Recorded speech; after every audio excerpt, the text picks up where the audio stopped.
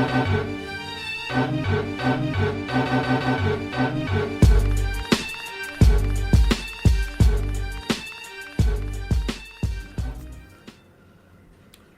what's up, and welcome to episode 188 of Throwback Hoops. My name is Rob Clayton, and I'm joined as always by my main man, Woody V. What's happening, mate?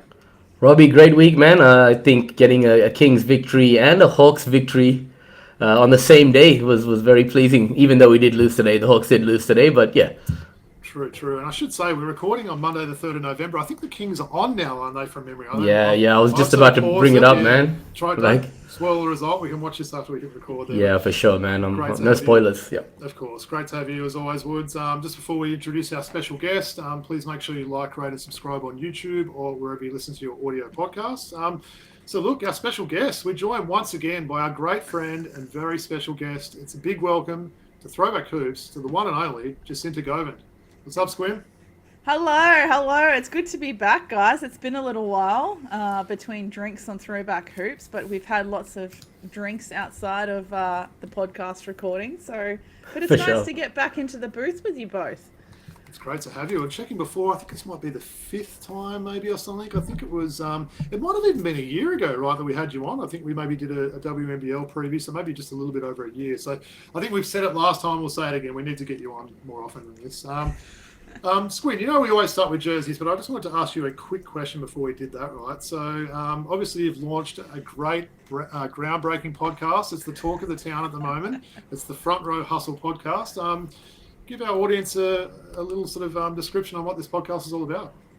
Well, not sure if it's groundbreaking or the talk of the town yet, so that's very nice of you to say, Robbie, but it's only a month old, and I feel like we are making some traction so far in its infancy. So yeah, Front Row Hustle is a women's basketball podcast putting the women's game front row and center. There's different types of episodes that I'm planning to release. So people will notice that there's some that's called Time In, and those types of episodes are typically athlete interviews. Then there's other episodes called Time Out, where I talk to someone else, peers like yourself, where we just chop it up about a couple of topics. And then there's also crossover episodes. So this episode would be a crossover episode where it's two podcasts coming together to talk about one topic. And then in the future, I'm hoping to do some kind of long form historic episodes where I can feature a team that has made a big impact in WNBL history, such as my favorite team of all time, the 98-99 AIS team that won the WNBL championship. It'd be cool to do a long form about them, or a couple, and also an international series where I'm just going to focus on one country at a time and explore women's basketball in that particular country. So, like, for example, basketball is massive in the Philippines, but they don't have a women's pro league. Neither does Canada, which I think is an interesting point.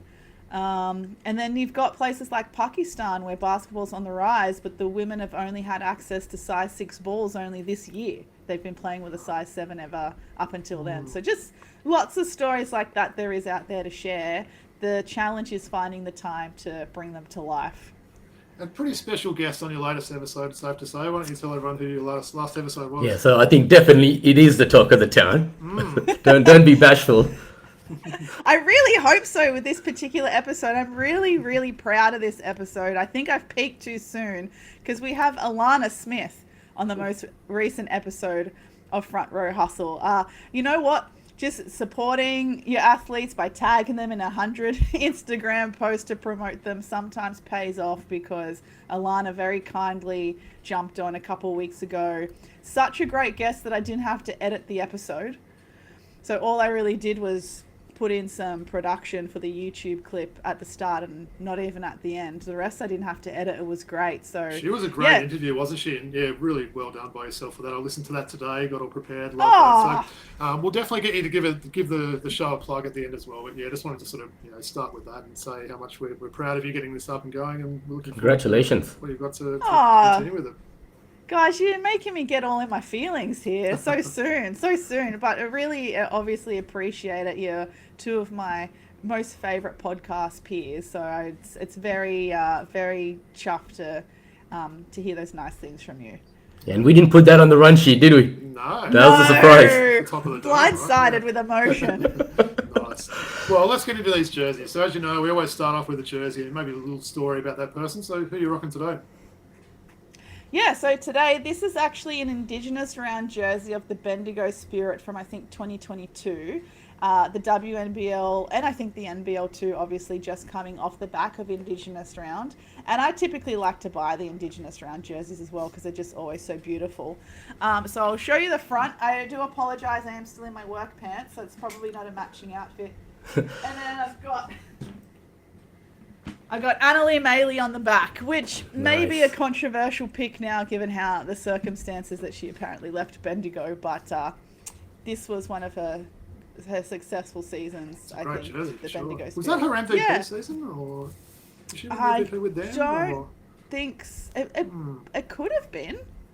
It would have been close to, but just the really unique orange color that they used that season because you know they're back now, rebranded, sticking with the lovely blue and gold that they have. So it was a bit of a rarity, I think. 2022, correct, MVP season. Nice, loving that one.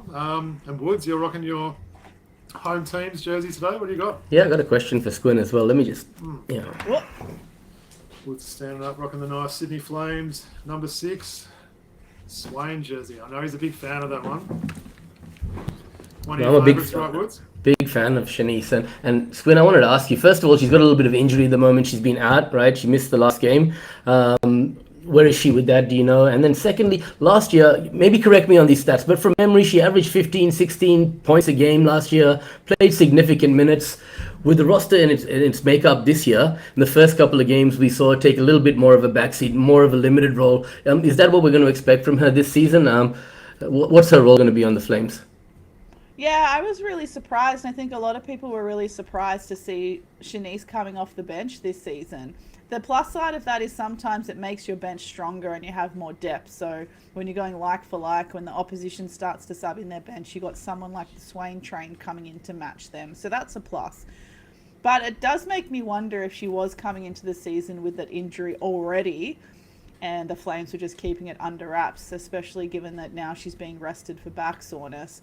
I'm hoping that she can get that under control. I'm wondering if that's an overuse injury, if she's been working a bit too hard in the off season. But yeah, they're going to need her, I think. I think eventually she'll probably find herself in the starting lineup if she gets her injury under control. Well, she's able to bring that instant offense, right? So being a sixth man or sixth person coming off the bench to do that, that role could fit her in that system possibly as well, right? Yeah, definitely. Either. And I think just mentally, she's just got to learn to adjust with if she's starting or if she's not, and meaning that if there's a game where she's going to come off the bench as the sixth man or even the seventh, it's not a reflection on her. It's just what the team needs at the time, depending on who they're matching up against. So I hope it doesn't psychologically mess with her a little bit too much, because it can often with players where they think, oh, I'm not starting, so I must be doing something wrong. But it's just about combination sometimes. That's what happens with Woody on our Thursday night team. He's on the bench now, so yeah. No, I like that one, Woods. Nice looking jersey. And that injury this Thursday night, the Flames have got a home game, right? So she what's her injury status? Do you know? I believe let me just double check, because I know that she was missing. She missed the game against Bendigo. I'm not too sure if they've actually released a statement about her just yet for Thursday's game. I'm expecting they'll probably announce it either Wednesday night or the day of. Cool. It may even be a case of they'll go to a shoot around on Thursday morning and she'll be assessed then and there and they'll make the call. All right, thanks for that, Woods. Well, I'll complete the clean sweep, right? We're all rocking WNBL jerseys tonight. Let's just say, Squin and I, great minds think alike. Show you My dear friend Robert is rocking the Perth Lynx Anneli Maley jersey. And that's awesome. What a coincidence, eh? That's pretty cool. You guys didn't have a chat before, right? No, we didn't. No, definitely not planned. I'll talk a little bit about this jersey. So it's a Perth Lynx Anneli Maley jersey, former WNBL MVP, as we just mentioned.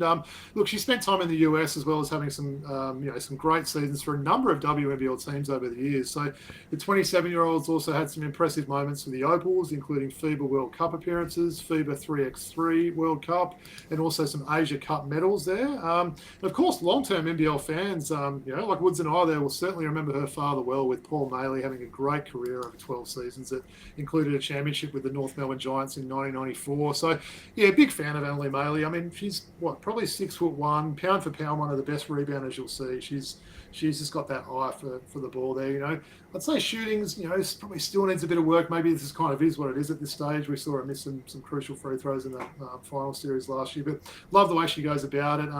Those might, see her in the commentary now for the Wildcats games. It's an interesting dynamic, I think, with her, with Damien Martin and Lockie. They spend a lot of the time making jokes, which isn't always everyone's cup of tea. I like the way she goes about it. So, yeah, thought I'd rock this jersey today.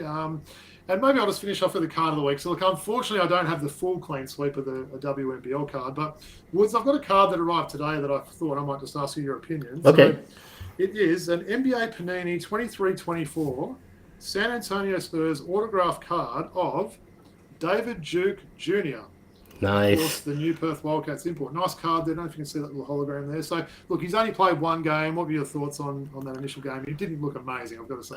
Well, he said he had come off a really, really long flight, basically spent a few hours in Perth before he was on the flight to the next city to play a game. So I think it's unfair to judge him on that. But as I said, he's a very similar guy to the one that you guys replaced. So it remains to be seen what kind of problems you guys have solved. Yeah. So let's see how that plays out. Yeah. Good call. Anyway, nice looking card. I know you think you played for Brooklyn and the Spurs there, but yeah. Brooklyn, definitely. I remember in Brooklyn. Junior. So that's random, man. It is a random one, isn't it? I try and get all those ones through in the NBL, try and get an auto card of them. So don't fail to deliver there. Well, let's get straight into it. I really appreciate you guys showing your jerseys and coming prepared today. So we're going to start off with some WNBL tonight. Look, we're a couple of weeks in. It's not quite a season preview because it is a few weeks in, but we thought we'd get Swain on. We know she's got such great knowledge of the league there, and she's come on over the years and helped us, really give some good predictions and some storylines there. So I've given Swain some homework. Hopefully he does it to me all the time, Swain. Hopefully, if you've got a dog, it didn't eat your homework. But either way, we're going to go through a few storylines, right? So maybe I'll start off. So last season we saw the defending champs miss out on the finals, and Bendigo won their third championship after beating Townsville. This season, Townsville are heavy favourites to win, closely followed by Southside Flyers, with the bookmakers also liking the newly named Geelong Venom. Swain, what are your thoughts? Do you like all of these three teams? Do you think one of these teams will go all the way? And perhaps is there another team that you think could win it all when the season's done? Yeah, good question. I think Townsville are definitely the favourites. And from what I heard from the Townsville tip-off, the pre-season tournament up in Townsville were also looking like pretty good to go. But you can never take anything for certain from a pre-season tournament, because that's when it's almost like cramming for an exam. Pre-season tournaments, it's when you're going to try out all of your last-minute things just in preparation for the first round. But I'd say Townsville are probably still favourites. They definitely will make the top four. And I think they'll likely end the regular season being 1 or 2 for sure. They have just got such a solid foundation in terms of keeping consistency of core players over the last few years. So even if you remember, Courtney Woods has played only for Townsville, and she started coming off the bench, getting more minutes, being 6th Woman of the Year. Now she is like the pinnacle of that team. So having someone like her around and having that consistency is really to Townsville's strength. They're very, very good at doing that. Then you got Abby Ellis, remarkable breakout player of the year last year. Then you had the likes of Alex Fowler, who could have also been breakout player of the year last year as well, or the year before when she was with the UC Caps. So yeah, and she was the MVP of the Asia Cup. So they're looking really, really good, and they're always really consistent, and they're very good at handling ups and downs as well. So that game against Southside Flyers was a really good test for them.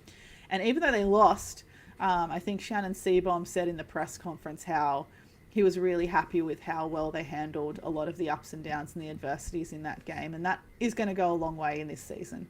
He's such a good coach as well, isn't he? I was thinking that So as you were good. talking about him. He really, I mean, if he's not the best, he's close to it, right? So, no, I appreciate that. And look, is there maybe another team that I didn't mention, or a team that you think could surprise? Maybe they don't go all the way, but a team that, maybe we should look out for. What about Perth, for example? I'm rocking that Perth jersey today. They're looking pretty decent so far.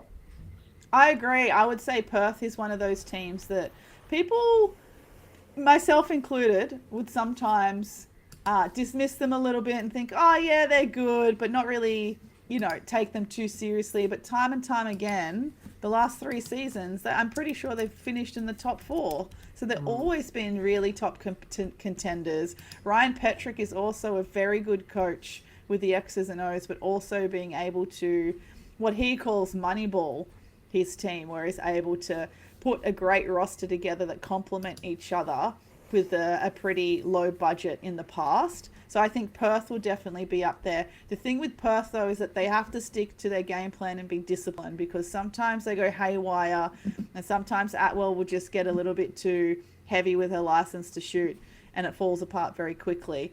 But when they run, they're probably the quickest team in the league in transition. You will not beat them in a foot race. So I think definitely Perth is up there in the top 4. The Flyers surely have to be in the top 4 with that roster. And I feel like, again, we say that every season with the Flyers, but they are their own worst enemy sometimes. They know what to do, and then they just don't. Then they just don't do it, and they've got all the personnel to do it, and then it just doesn't execute. So they should make the top 4, but I don't think it will be easy. There'll be lots of teams that will still test them, as we saw the UC Caps beating them in round 1. And the Venom are good as well. They're good. I think they're still young, and I think there's still lots of young players who are taking on big roles in that team. So I think this is a season where they're kind of exploring that as individuals and how that's going to fit in a team first. Then if they're able to retain that roster next season, I think they'll be a little bit more of a force to be reckoned with. But listen, Mackenzie Holmes, early MVP contender. Oh my gosh, she's a veteran of the league. She's like the second coming of Jenny Whittle or Susie Bakovic at this stage. Oh my gosh, she's outstanding. I'm already a big fan. Nice, I appreciate that. Venom, are we liking the name, by the way? I don't mind it. I think I liked it more than the Force, because it came down to those two options, the Force and the Venom.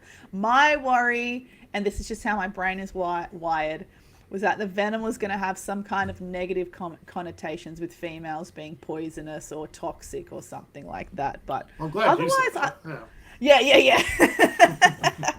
Otherwise, I don't mind the Venom. It's a very unique name. It is. I'm sure it will grow on us like the Jack Jumpers grew on us. True. People were very critical of that, weren't they? So, yeah. I appreciate that. Well, look, a lot of movement in the off-season, as we seem to see every season in the WNBL there. So I wanted you to maybe give us 1 or 2 teams that you think have recruited well and are maybe poised for some good seasons. Teams, players, anything that stands out with some of this team movement this year. Oh, Canberra Caps. I was just about to down. say. Yeah. Hands and down. Jade Melbourne and some of the work she's done to recruit people. Maybe tell us about that. That's what I was going to ask you about. She's been very influential in recruiting in the off-season for the Caps, right? Yeah, she has. She was really spruiking out there, getting the hype around the Caps, because she did try to recruit her Mystics teammates, Kiki, trying to get Kiki to come over and play for the Caps, or at least play in WNBL. Lucy Olsen is also her Mystics teammate who's playing now for the Fire. She was trying to get Lucy to come for the Caps. So she was working hard, but I think from what I've heard, Jade Melbourne was part of the process, or part of the reason why Zatina decided to sign with the Caps. So I think some of the stuff that Jade was saying to Zatina about how good it is in terms of on-court, off-court, the culture, how well you're getting looked after, I think Jade was part of Zatina coming to the Caps. And that was a big get, a massive get for the Caps when they got her. And then it just rolled on even better when they got Sarah Blixarves for her return season.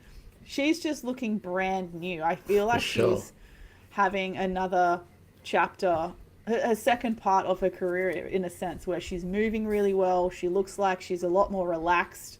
She looks like she's having a lot more fun, and she's playing great basketball. So I think the Caps roster, and Tage Morrell is now naturalized, so can be signed as a local.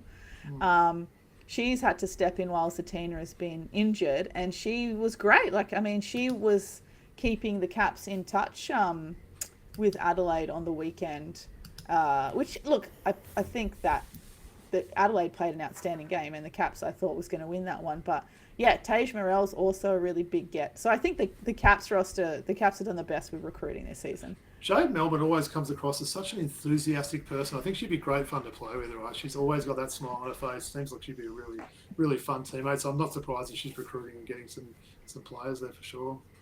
Woods, I know what you want to talk all about your Flames now, don't you? Yeah, well, I was just gonna. Well, give me some Caddy Sissoko love, right? I mean, she's awesome, right? You know, I've been talking to you about her, right? I'm really enjoying her while you're on the Flames, right? Tell me a little bit about Caddy Sissoko.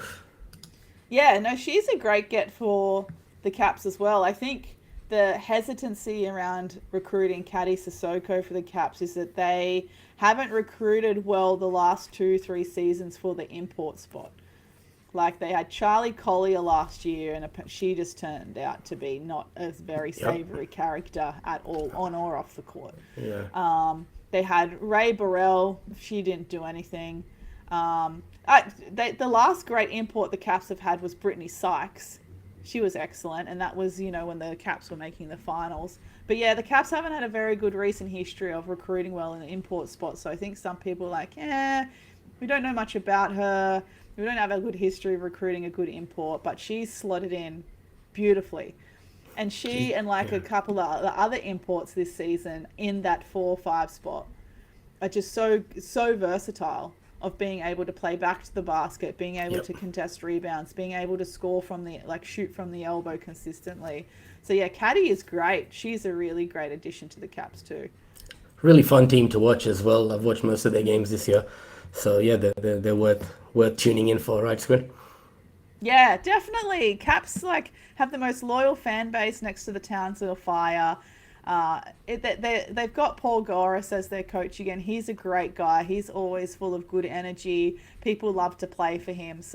And they're a really fun, young, exciting team, and they're all really gutsy. They don't take anything for granted, so they're definitely a fun team to watch. Yeah. Awesome. Thanks, Quinn. So yeah, I did want to ask you about the Sydney Flames. They have the exciting return of a superstar and Robbie's favorite player, Laura Nicholson. Great to have her back in the league. And also a number of key additions. We've got Keely Froling, Lara McSpadden, Olivia Apupa or Apupo. How do I say it? I think it's Yapupa. Yapupa. Yeah, keep getting it wrong, but she's French, right? And she's she's French import. And my favorite, Unique Thompson. So it's been a bit of a challenge over the last few years for the franchise. How do you see the Flames this year? They've not finished higher than 4th place since 2018. So, I mean, can they make some noise this year?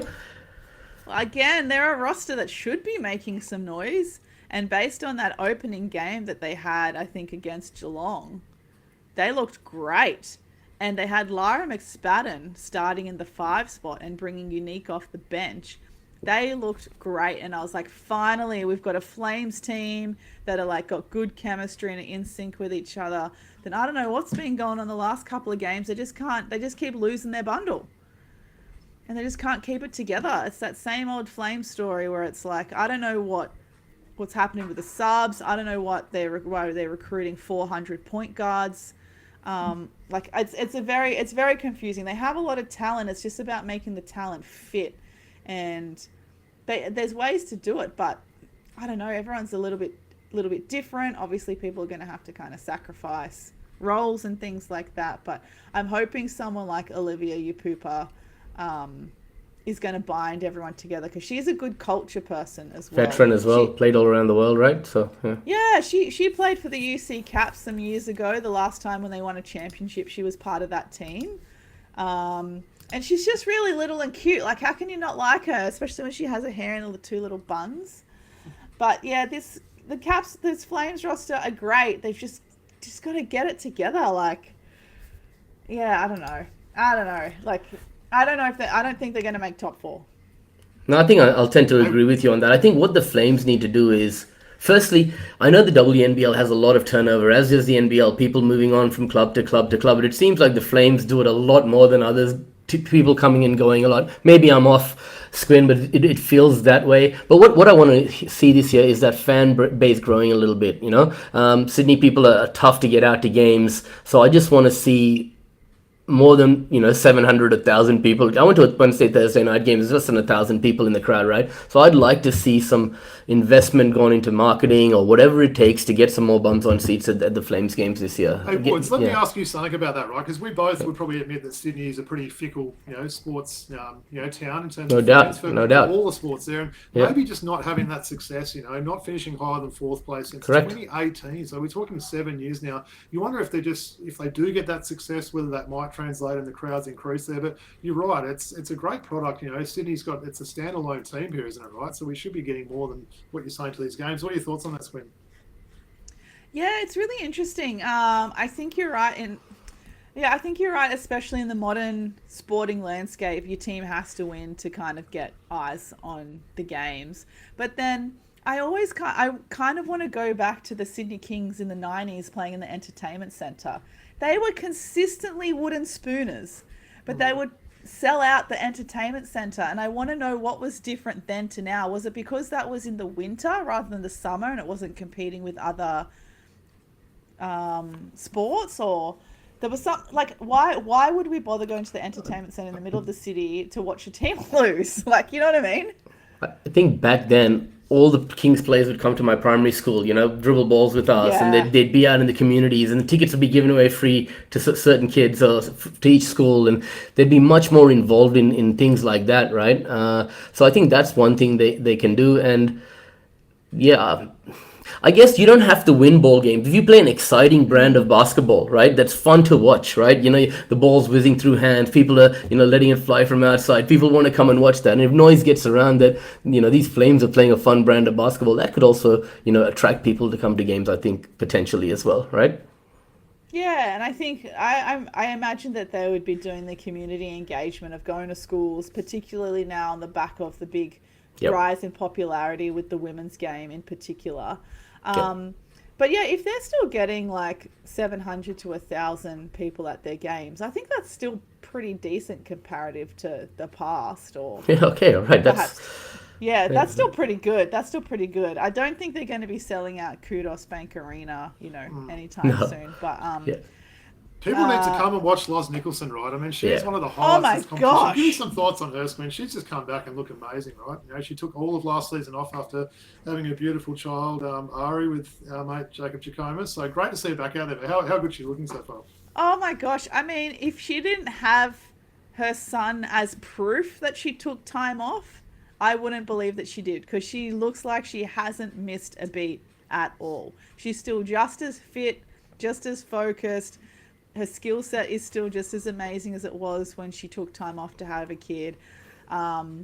She looks great. She looks really, really good. My hat goes off to her, just how quickly she's been able to get back on court and playing so successfully too. I love that she's still a big focal point of the Sydney Flames offense too. I was kind of umming and ahhing around, the likes of some other additions. I was wondering whether her and Shaneice were going to have to compete for shots, but no, it looks like Loz is, I mean, did she take a break? I don't know, but she definitely did. But other player I really like is Agnes Emanopu. I think she's definitely one to look out for as well. It's she's already come into this league so easily after having a great college career. There's still, understandably an adjustment period between college and WNBL or any professional league, but Agnes is just, it's like she is a veteran as well. I think that's probably one big thing this season is a lot of new players in the WNBL have taken to the league and the style of play really, really quickly and have adapted really quickly, which is I've been the most impressed by. Well, Squin, I want to ask you about one of those players that's new to the WNBL, Unique Thompson, right? She's a great story, been playing NBL 1 for the last few years to make it to this point. Tell us about what it's taken for her to get this opportunity at the WNBL level. Well, truth be told, I have to say, Woody, you also did the research into this, so this is certainly part of your assist. But yeah, she spent some time over in college.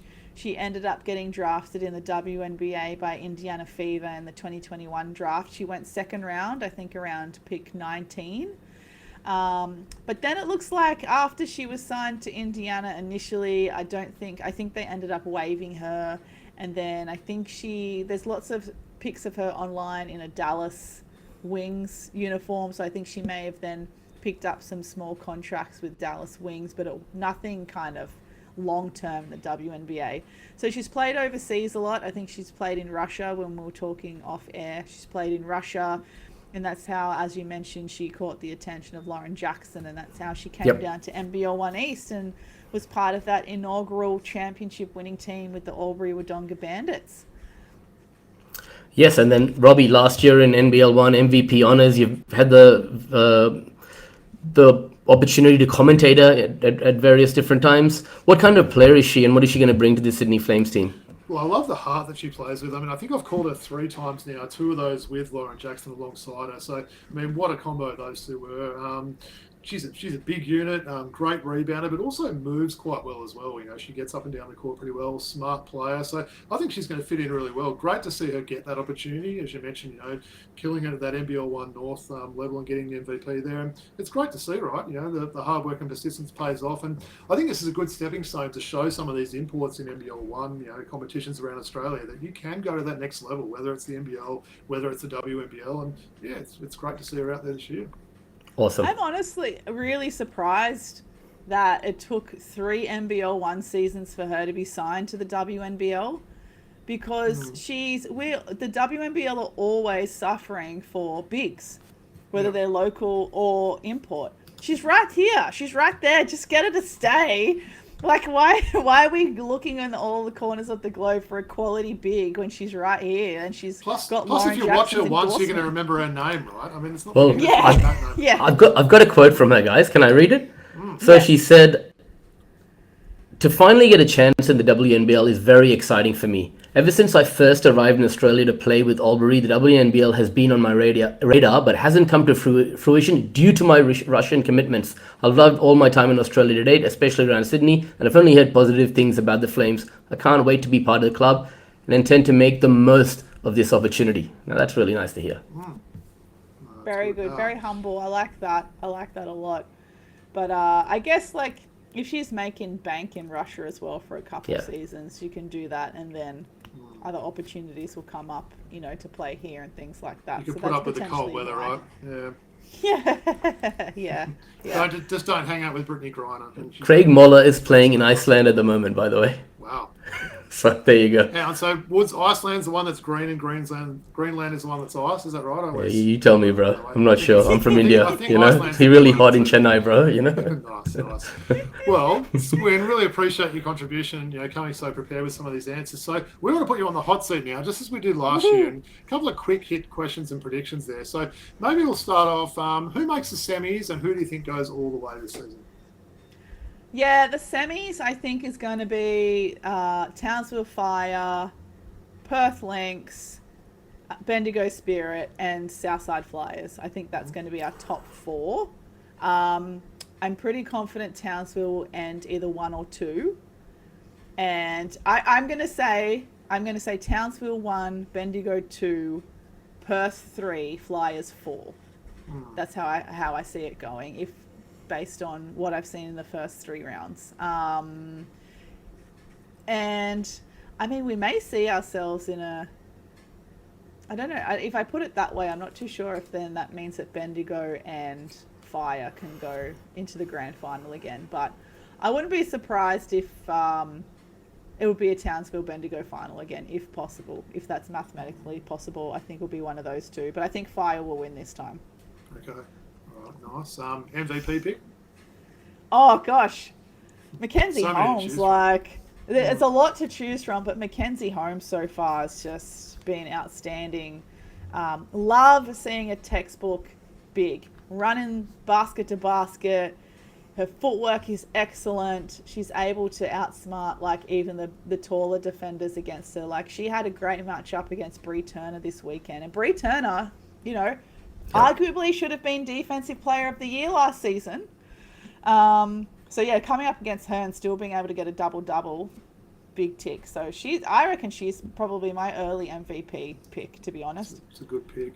And maybe for the last one, look, I think the league is a lot more accessible this season with all the games on ESPN KO. It was a little bit harder to find last Disney, year, ESPN, KO, even 9 now have still got it, so it's good. Yeah. No, and look, it's easier. It feels like there's a lot more games to watch, and I think they're doing a decent job with it so far. So maybe for people that aren't watching as many games as we are there, give us a team and a player that's maybe a must-watch and a fun watch for fans out there this season. Well, yeah, as we mentioned, the UC Caps and Jade Melbourne are always a really fun watch. But I actually think we need to talk about Dallas Loffridge from the Adelaide Lightning. Oh, talk about breakout season. She's probably going to be my breakout player of the year pick so far. Her hard work in the off season's obviously paying off because she's scoring a lot better now from inside and outside. She's making a lot better decisions of being able to be a facilitator. And she really locked down Jade Melbourne when Adelaide played Canberra on the weekend. She and obviously the whole team, but they limited Jade to only 3 points. So that was a big win, as well as the win on the scoreboard for Adelaide. So Dallas Loffridge and the Adelaide Lightning, they keep playing the way they played against the Caps. They're also really fun to watch. Well, Squid, I've got a special bonus question for you that's not on the run sheet. I thought I'd throw it at you. So Woods and I both last year were really, really impressed with Satya Fagan for COE. And I know you've commentated her in the under 18s, under 17s? 19s. 19s. Yeah. Give me some thoughts on her. Is she going to be, like, I think I called in the game when they played against Hills. I said she's got WNBA in her future. She was just so dominant, moving so well for her size. Am I overstating things? Do you think she's got WNBA in her future? Oh, for sure. Just the way she moves for her size, like you said, she's really quick. Like, she's super long, so sometimes that means then athletes aren't as quick because, that's a lot of long limbs to coordinate to get down the court quickly. She's quick, she's long, she can certainly play inside and outside. I think she has all the unicorn tools of someone has a great basketball career ahead of her. I just hope that she's got the right people around her supporting her and giving her good advice. Yeah. I think the downside that comes with having such a unicorn type athlete is that everyone wants a piece, everyone wants to have an opinion of what you should do, where you should go, and I don't want her to be kind of exploited in that way. Like, she's committed now to USC, and they've got some of the really other big recruits from America that's going to start college her same year. That team is going to be flat out fire just with their freshmen. Yeah. But I just hope that she values things like staying loyal to a college and to a process and to the club, and understanding that she has to now earn her stripes in college. She has to start from the bottom, and things aren't going to come super easy because she's such a high prospect. So I hope she just has the right people around her and keeps her head on her shoulders, square on her shoulders, and has good advice and stays grounded. And I think she'll be able to have a really, really good career. Really well said. You loved her game, right, Woods? Loved her game. Watching her live, I was like, okay.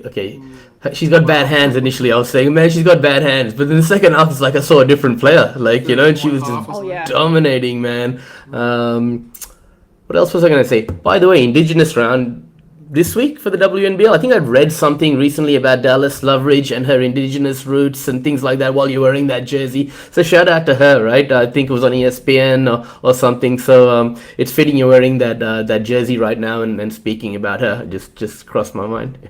Yeah, of course. Yeah, round 2 of the WNBL was Indigenous round to round coincide 2 was. with the NBL. And Dallas Loffridge is a First Nations woman, and they mentioned on the broadcast that she and a number of other WNBL players played for the Indigenous Australian team against the Maori team. So like a team from New Zealand. So in that Indigenous Australian team, there was like Dallas, Indy Boya that plays for. Yeah, she was at the Flames previously, right? She was a DP at the Flames. Yeah. She's awesome. Under Shane Hill, that's right. She was. She was a DP with the Fire. Yeah. Who else is in that team? a great athlete from Cairns named Laishan Williams. She is tall, she has size and excellent mobility and footwork for an inside player. She was on that team. And then obviously in the New Zealand team, Tiana Mangakahia got to kind of represent her Māori roots and play in that team as well. So, so it was a really, really cool game. Awesome. And a cool meeting of lots of different Indigenous athletes. Good stuff. No, I really appreciate that, Squin. Yeah, like really, if people aren't watching the WNBL, you really need to be. And I think probably a lot of people that listen to this show and they know how much we like to promote the women's game, right, Woods? We're not just going to always, talk about the men's game there. But no, I always appreciate having Squin on. Well, onto that, though, we do have some NBL to talk about. So we'll probably keep this a little bit quicker than normal, Woods, just in the sake of time there. But if you want to maybe put up some slides and we can sort of go through the games this round. All right, so look, as we mentioned as well, there is a game at the time of recording, so we're not going to talk on this United and Kings game. Woods, I know you'll be watching that with interest after that, but I think there's only one game in the last week where there's one day, where there's no games, which is Tuesday night. So the round kicks off on Wednesday, as we're getting used to with the Ignite Cup. Maybe we'll go through. I'll sort of go around the grounds and get you to each to give an opinion here. So maybe Squin, Hawks and United. As you know, the Hawks, the reigning grand final winners there. They've been struggling a bit. Looked a bit better yesterday against Adelaide, but do you give them any chance? And United playing 2 games in 3 nights is a pretty good effort. Yeah, listen, Hawkies, what's happening? How do you lose by 40 at home to New Zealand? That was like a misprint. That was crazy. Oh. Yeah, I had to recheck my maths on that. But yeah, I think United's got this one, even though it is going to be a lot of basketball in a short period of time. I think United will win. Yeah, and we're assuming United might, hold court at home, Woods, but geez, they're impressive, aren't they, at the moment? It's hard to pick against them in any game, right? Hope they lose tonight, though. I'm sure you do, yeah. Well, we've got a doubleheader on Thursday. So when you've got a doubleheader on Thursday, that's going to be a home game for the Breakers there. So they take on the 36ers there. Woods, how do you take New Zealand at the moment? I think we were both a little bit down on them, and then they get that 40-point road win against the Hawks. But is that the win that can get them back on track and they can perhaps get another scalp this week? Yeah, look, they look really good. Sam Menenga's playing great. The 3 imports all contributed well. 36ers, their duo loss. They just got over the line on the weekend, lost to Melbourne recently. So I just think Breakers might get this at home. That early game, it's at Spark Arena, I think. So, yeah. I agree. Yeah, I think that could be a chance. One. Well, maybe I'll take us through the next one. So, look, Jack Jumpers against Southeast Melbourne Phoenix. Southeast Melbourne Phoenix, wow, haven't they been impressive? Look, they did the job over my Wildcats on that Sunday afternoon game there. Really liking what they're doing. Nathan Sobey, just a career, revival there. He's 35 years of age. He's throwing down big 2-hand dunks on the break there. So he's just come into the season in great shape and really playing well. Not sure about that Angus Glover injury. That didn't look great. We'll find out a bit more news about that. But look, I'm going to say Southeast continues that winning run there. Tasmania just not quite looking as good as they should be the last few weeks. I know they've got David Johnson coming back soon, which will be a big help for them, but I'll take Southeast. So we'll throw over to Squin for the next one. So we've got a standalone Friday night game. So we've got the hot and cold Cairns Taipans. I say that because they did have... They're both hot and cold, these teams. So both cold. They're both pretty cold, actually. Both a bit disappointing. So who do you like for this one, Squin? Taipans and Hawks. Now, I don't know if you saw my tweet earlier in the weeks about the Taipans, but I ran into Rain Smith and Carl Adnam at a coffee shop across the road from work the other day, and I was very excited, and they were not, because they had lost to the Bullets the night before. But for this one, flip a coin with these two teams. I'm gonna tip. I love the Hawkies. I'm a New South Wales country girl through and through, but I'm going to tip Cairns for this one because it's at home, and I think having that crowd behind them is going to give them the edge. We talked Indigenous jerseys before. Geez, those Cairns ones looks good on the weekend. You mentioned Kyle Adam there, Squin. You didn't remind him about the time that he threw up on the court many years ago, right? So that was a video that was making the things again. I showed my daughter. She thought that was crazy. But yeah, do you remember that one, Woods? When he I remember. on the court, sort of does that and then runs off. So yeah, one of the more bizarre things you'll see. Just quietly on that game, Robbie, what are the overs and unders on Marcus Lee lasting 15 minutes against JaVale McGee without getting fouled out, right? Could be in some trouble there. Right? Did you see that dunk that McGee did yesterday when he kind of drove down and just he's got crazy athleticism at his age now. So that's great to see. And look, hopefully they can start to string some wins together. The Hawks now, they've got Davo Hickey back. They've got the new import in the team there. So I guess watch them with interest. And then we've got a doubleheader. So, geez, a lot of games this round. We've got a doubleheader on Saturday, Wood. So, Jack Jumpers and Bullets there. Bullets, I'm still not quite sure what to expect from them each week. But, yeah, Jack Jumpers with the rare double home games this round. Do you like them for this game? It's a toss of a coin, man. Jack Jumpers, I heard on overtime today they might be like until the FIBA break, till after the FIBA break that David Johnson comes back. And then you've got injuries to Drimmick, who's actually like underratedly important, so I don't know, man. It's a toss of a coin. Maybe the Jack Jumpers just at home, right? Hey, Woods, funny story on Tassie. I was listening to an NBL Now podcast the other day, and I think I must have dozed off or something like that. And I don't know if you've noticed that when it gets to the end of one of those podcasts, it plays an old random one from the past. It does on my Spotify anyway. It doesn't go until the next podcast. So I kind of woke up and they were talking about Craig Sword and the plus minus and that. I'm like, hang on a minute, Craig Sword, this is last year. And then I realised it had gone back and played like a podcast from last season. So that was a very random thing I thought I'd mention. Rather than me talk about Southeast again, and also because I want to talk about my Wildcats, Squim, we'll give you your last assignment here for a bit of a prediction. So we've got what do we call this one, Woods? The throwdown. The throwdown. So Southeast Phoenix against United. This looks like a really good game on paper. Who are you tipping for that one? Can someone finally upset United, do you think? Oh, yeah, this is going to be really good. This is going to be really good. Taking the Melbourne bias out of it, that's always laced in anything NBL related. But, this is going to be a good one. Look, I was going to say maybe fatigue will catch up with with United, but they do have a few days, a good time off between the Wednesday game and then Saturday, whereas the Phoenix have a shorter turnaround with the Thursday to Saturday. Gosh, this is tight. I'm just going to go with the Phoenix for the hell of it. Why not? Why not? I'd like to see that. Hopefully it's a really good crowd and a great atmosphere. But yeah, looking forward to this one, right? That's a big Saturday night game, big marquee game there.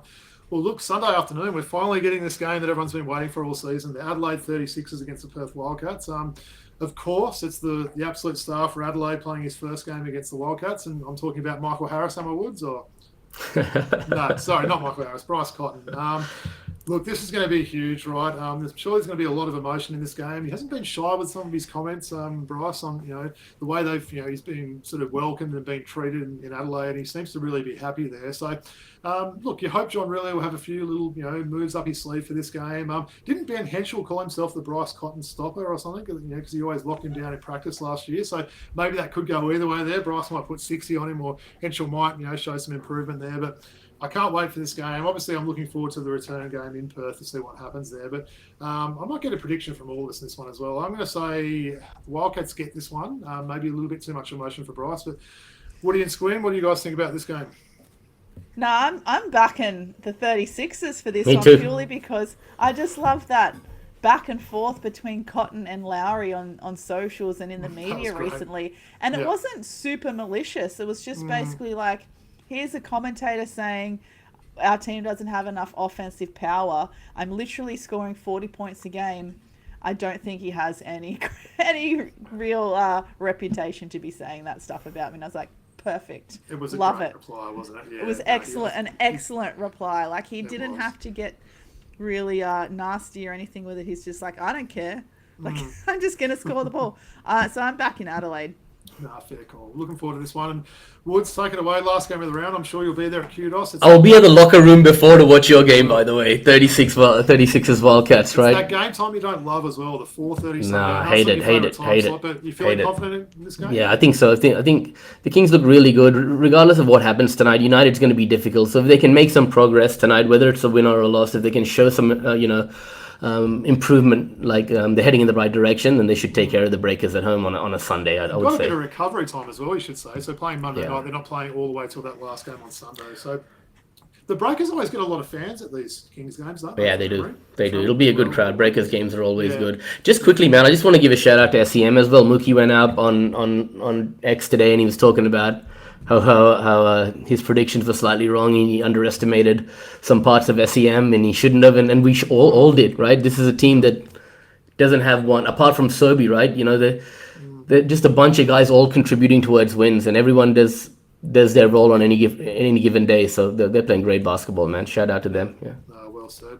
Well, I appreciate that, guys. As we said, a really big round of games. There's only one game in, a week and a half? 1 day, sorry, but there's no game. So, yeah, we'll try and watch as many of those as we can, Woods. Look, before we go to a true or false, Woods, I had to get a little NBA question in there for you. I had to have an NBA question for you. So, I wanted to ask you about the 2 red-hot teams in the Eastern Conference. Surprisingly, it's the Philadelphia 76ers and Chicago Bulls, who, at the time of recording, are both 5-1. So, Chicago finally lost today. The Spurs lost as well today. So, I think OKC are the only undefeated team now from memory. But, yeah, give me some thoughts on that. How good has the season been from both of these teams? And which of these 2 teams, Philadelphia or Chicago, has impressed you the most so far?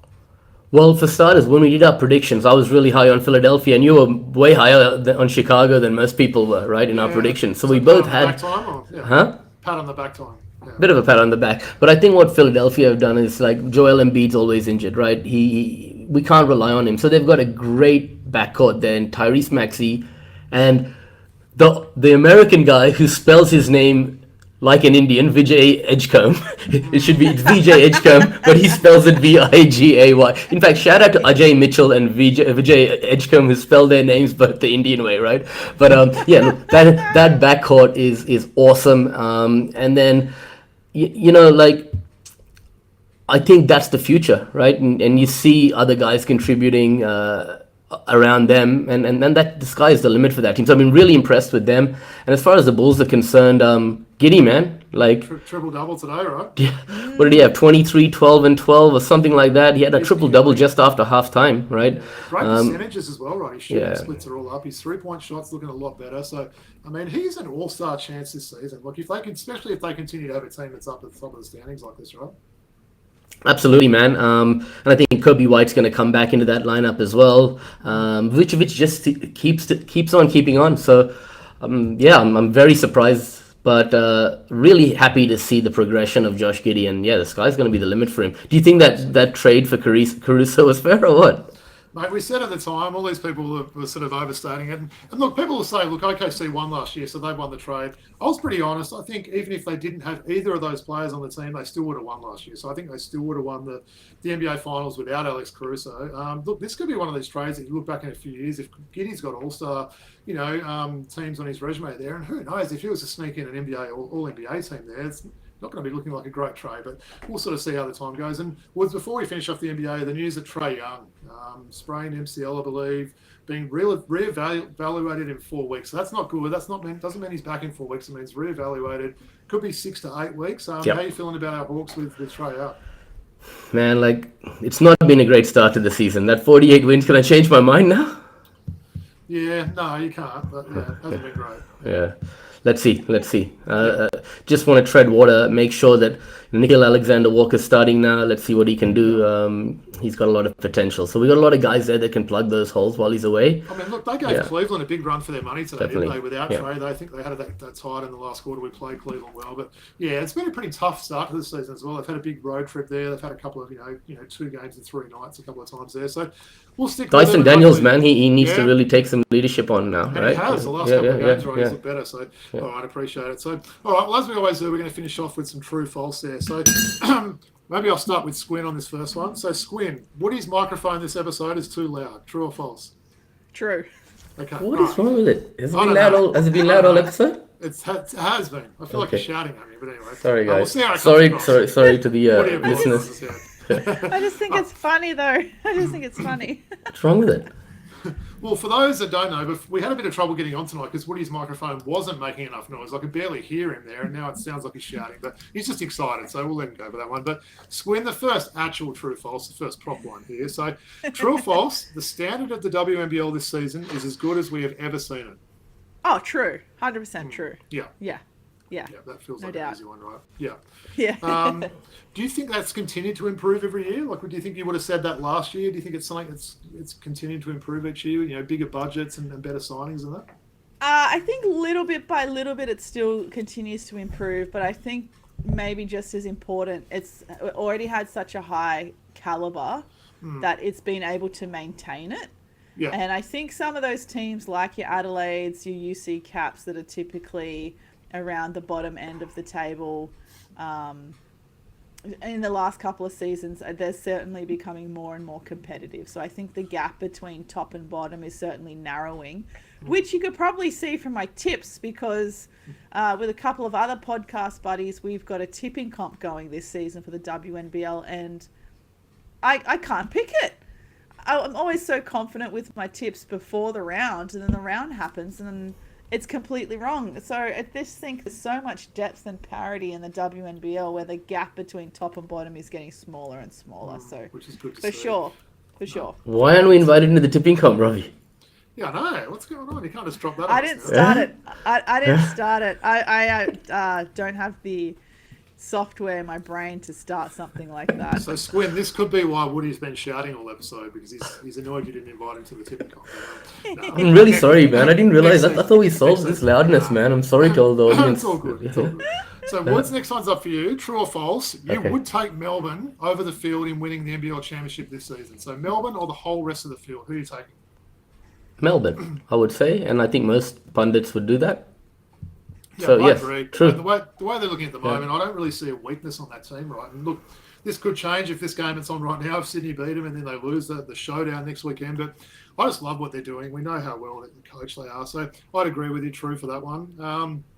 Another one for our special guest. This is probably one she's more qualified than anyone to answer, given her involvement with both these conferences. But true or false, the NBL One East continues to improve and is now stronger than the NBL One North.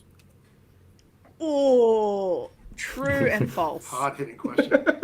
True, and definitely NBL One East is going leaps and bounds. You know what? Going back to Satya Fagan, when she first played NBL One East, girl looked like Bambi on an ice skating rink some games. Give her 12 months, she's going to the WNBA now, you know what I mean? NBL One East keeps going leaps and bounds in improvement every season, in terms of its exposure, in terms of how many players are coming here and taking it seriously. Like, the more great players we get, it's just going to make the league as a whole so much better.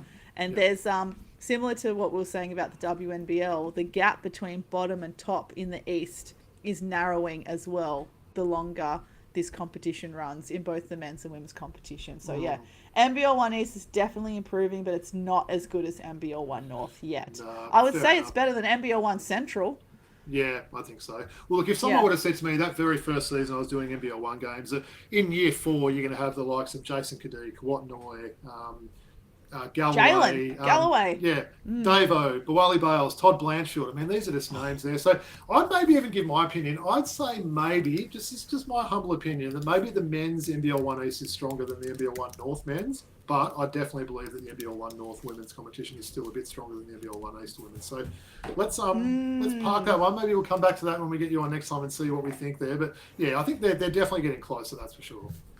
And I think the tricky thing with North is that it was consistently so good for a while, but then this year, because the season was shorter, a lot of the talent went elsewhere, so they could play a longer season and obviously make a better salary out of it. Which I mean, is it started a understandable. month after all the other competitions, right? It was really strange scheduling, and hopefully they get that a little bit more back on track. I've had some inside news on the scheduling and stuff like that, so I'm looking forward for that to be officially released. Normally in around December, I think we're going to get some schedules coming out, so looking forward to that. And Wards, we'll finish it off with yourself, mate. Okay. The question on one of your favourites, true or false, we will see Patty Mills on an NBA court this season? Playing.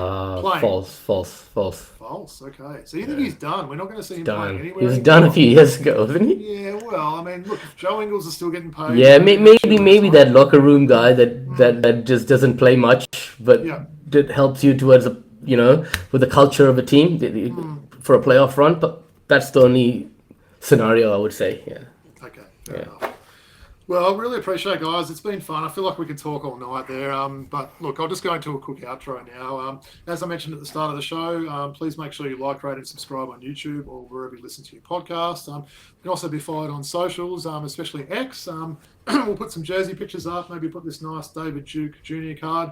Woods, you've got to put last week's stuff on there, maybe tomorrow. Get that stuff up so people can see the jerseys and card and that. Patreon, for those that want to pledge a couple of dollars, we'd really appreciate that to help us with all the production and editing costs that we incur each week. But the big one now is Jacinta. We're going to throw to Squin now. Anything you want to plug? Give all the details of the new podcast. What do you got for us? Yeah, so Front Row Hustle can be found on YouTube, Spotify, and Apple Podcasts. I'm also trying to do some more TikToks on it. Oh, it's also on Instagram, front_row_hustle. I'm trying to do some TikToks as well. But ideally, if you would like to watch or listen to the episodes, it's on YouTube, Spotify, Apple, and follow us and me on Instagram. I keep saying Front Row Hustle is us, but it's just me. I do all of the things. Who designed the logo? I'm liking that logo. Where did that come out of? Thank you. I'm glad that you like it. I hate to admit it. I did use some AI and some chat GPT to help me with that. It was initially when I was just kind of playing around with ideas. I knew what colors I wanted the logo to be. Those purple and gold are two of my favorite colors, and coincidentally they're like Sydney Kings colors. But I wanted to play around with those colors, and I just kept putting it into chat GPT, and it came up with that, and I was like, that's it. I don't want to work on this anymore, and I just kind of kept it and didn't come back to it. So that's how I kept it. Yeah. No, very impressive. And yeah, look, really recommend everyone to give it a listen. Like as I said, I listened to the latest episode with the reigning WNBA Defensive Player of the Year, and it was just a really, really good interview there. So great work, Squin. Woods, any final words? I know you loved our special guest coming on again, right? Absolutely. I'll give her a shout out in a second. Just a couple of corrections. It's Valdez Drexel Edgecombe Jr. So it's actually VJ Edgecombe, the initials. It's AJ Mitchell that spells his name AJAY Mitchell, which is an odd spelling, Ajay Mitchell. And where is Edgecombe from, Woods? So He's from the Bahamas. He is from the Bahamas. Apparently didn't have electricity for a lot of his early years growing up, right? So interesting story. Valdez Drexel Edgecombe Jr. And what else was I going to say? I was going to say, Squin, love your podcast. I'm really glad that you've taken this initiative to do this. Enjoying it every week. Robbie and I wish you nothing but the best, man. Yeah, I'm really happy. Yeah. And thanks for coming on today.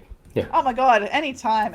You know I love coming on and chopping it up with you guys. But thanks so much. I mean, for supporting me, obviously, always, and supporting the new podcast as well. And it was a long time coming, Woody, that I needed to step out and do my own thing. But I think I got the timing just right. For sure. Absolutely. No, look, we really appreciate it as always, Squin. Can't wait to kick it with you again next time. Peace out from the Throwback Hoops crew. We'll be back next week with another special episode. Peace out. I'll fix the mic as well. See ya.